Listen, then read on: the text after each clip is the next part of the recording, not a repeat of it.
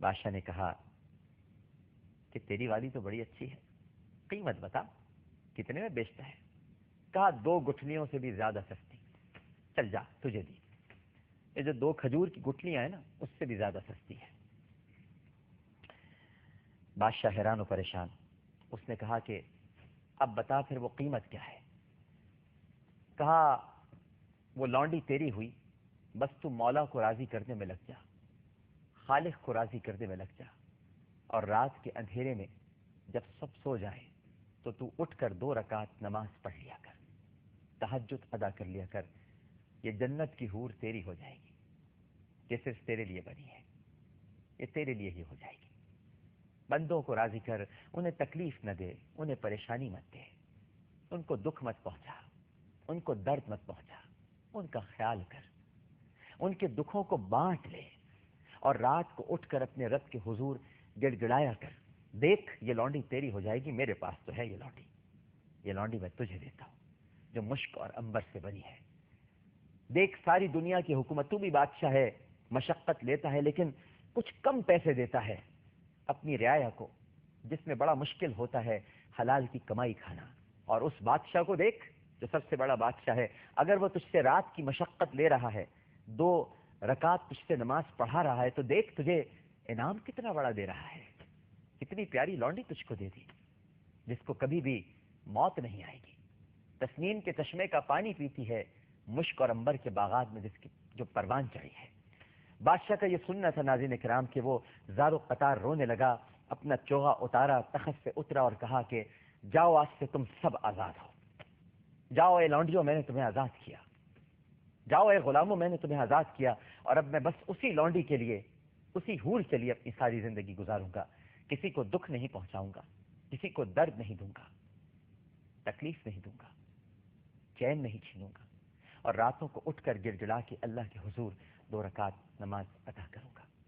جب لونڈی نے یہ بات سنی تو کہا تیرا اگر یہ حال ہے تو پھر میرا بھی یہی حال ہے، اے بادشاہ میں تجھے چھوڑوں گی نہیں، تیرے ساتھ ہی رہوں گی۔ مالک بن دینار نے یہ سنا تو کہا پھر ایسا ہے تو دونوں شادی کیوں نہیں کر لیتے؟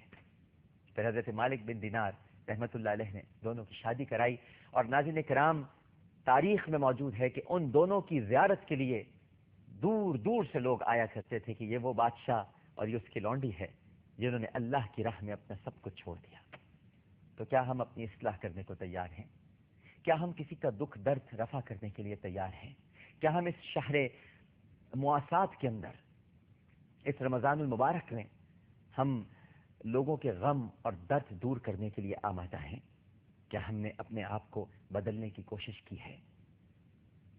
بہت زیادہ نہیں، تھوڑا سا ہی بدل لیجیے۔ راتوں کو پیکج تو آپ کو ملتا ہے، لیٹ نائٹ پیکج موبائل کا، لیکن میں بھی آپ کو ایک لیٹ نائٹ پیکج دیتا ہوں۔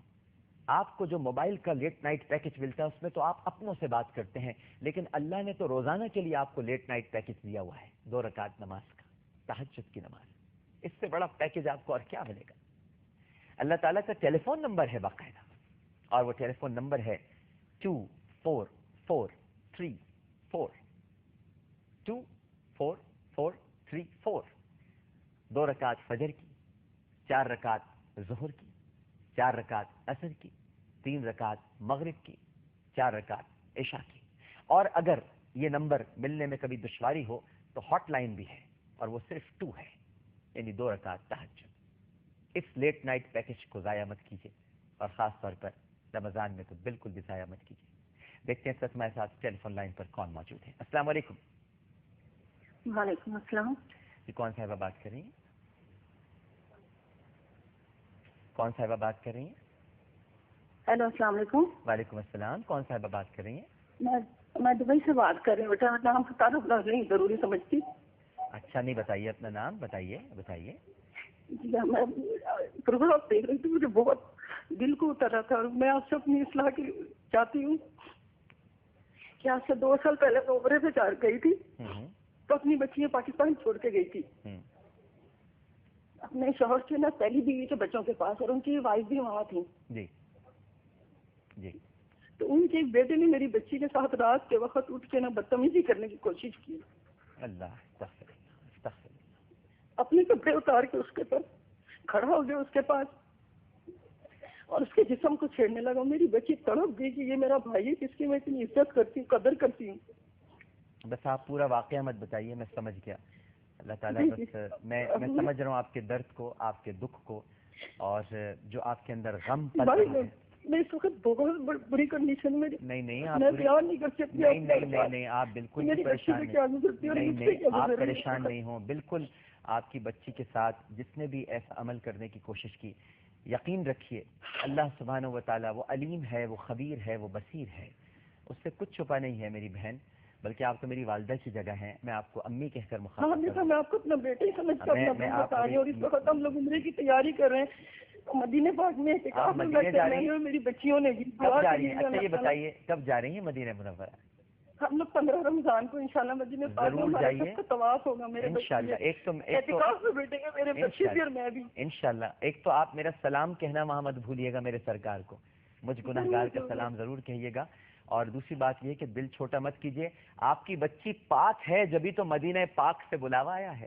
اگر وہ پاک نہ ہوتی تو مدینہ پاک سے بلاوا کیسے آتا؟ وہ ناپاک ہے شخص جس نے ایسی حرکت کرنے کی کوشش کی. بچی پاک. آپ میری اصلاح کریں, میرے شوہر چاہتے ہیں کہ آپ اس لڑکے کو معاف کر دیں, لیکن میرے بچے اور میں کسی طرح نہیں چاہتی. جب ہم اس کی شکل دیکھتے ہیں نا تو ہمارے اوپر جو اذیت گزرتی ہے وہ میں آپ کو لفظوں میں نہیں بیان کر سکتی. ظاہر ہے, بالکل ٹھیک ہے, لیکن میں آپ مجھے اپنا بیٹا سمجھتی ہیں نا, تو میں آپ سے صرف اتنا کہوں گا کہ اللہ سبحانہ و تعالیٰ معاف کرنے والوں کو پسند فرماتا ہے, اور جہاں تک اس کے قصور کا تعلق ہے اللہ اسے یقیناً معاف نہیں کرے گا.